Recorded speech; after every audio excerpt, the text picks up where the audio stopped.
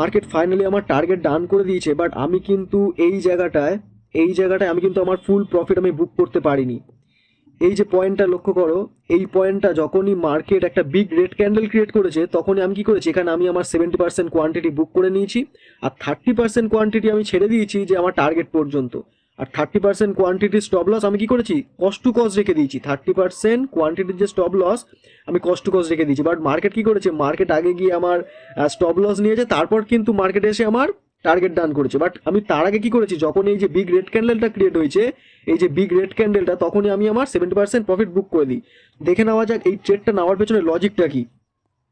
দেখো, আমরা যদি 4 আওয়ার টাইম ফ্রেমে কনভার্ট হয়ে যাই, একটা জিনিস লক্ষ্য করবে, আজকে মার্কেট কিন্তু সকাল থেকে কন্টিনিউ বাইং সাইডে আসছে। যখন থেকে মার্কেট ওপেন হয়েছে দেখো কন্টিনিউ মার্কেটে বাইং আসছে, big big green candle create করছে।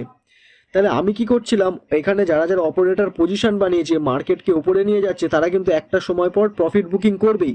বাট আমি ওয়েট করছিলাম নিউ ইয়র্ক সেশনের জন্য, অর্থাৎ অপারেটর যখনই মার্কেটকে উপরে নিয়ে যায় বেশিরভাগ সময় তারা নিউ ইয়র্ক সেশনে তারা প্রফিট বুকিং করে। তো যারা যারা সেশনের ভিডিও জানো না, কখন কোন সেশনে ট্রেড করতে হয়, কোন সেশন অপারেটর আছে, ইউটিউবে ভিডিও রয়েছে, দেখে নিতে পারো তোমরা। সো এই টপিকে আসা যাক। মার্কেটে কিন্তু কন্টিনিউ সকাল থেকে বাইং আসছে, এবং তারা কি করবে, তারা তো এবার প্রফিট বুকিং করবে। কন্টিনিউ তো আর মার্কেটে বাইং হতে পারে না, তারাও তো একটা সময় পর প্রফিট বুকিং করবে। বাট আমি কি করেছি, নিউ ইয়র্ক সেশন শুরু হয় কখন, নিউ ইয়র্ক সেশন শুরু হয় হচ্ছে 7:30 থেকে। এই যে গ্রিন কালারের লাইনটা দেখতে পাচ্ছ, ঠিক এই জায়গাটা থেকে নিউ ইয়র্ক সেশন শুরু হয়েছে, অর্থাৎ 7:30 থেকে নিউ ইয়র্ক সেশন শুরু হয়েছে। এবং নিউ ইয়র্ক সেশনে আমি ওয়েট করছিলাম যে কখন মার্কেট কোনো রেজিস্ট্যান্স ব্রেক করে, কারণ অপারেটর তো সিম্পলি প্রফিট বুকিং করবে না, আগে রিটেলার্সদের ট্র্যাপ করবে, তারপরে মার্কেটে প্রফিট বুকিং আসবে।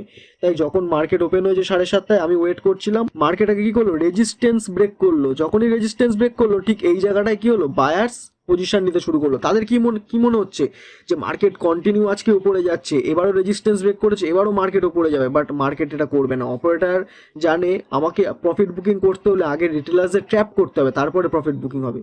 যখনই মার্কেটের রেজিস্ট্যান্স ব্রেক করেছে, আমি কিন্তু এখানে সেল সাইডের পজিশন নেওয়ার জন্য রেডি। তারপর আমি দেখলাম ক্যান্ডেলস্টিক প্যাটার্ন কি তৈরি হলো, ক্যান্ডেলস্টিক প্যাটার্ন তৈরি হলো, দেখো বেয়ারিশ অ্যাঙ্গেল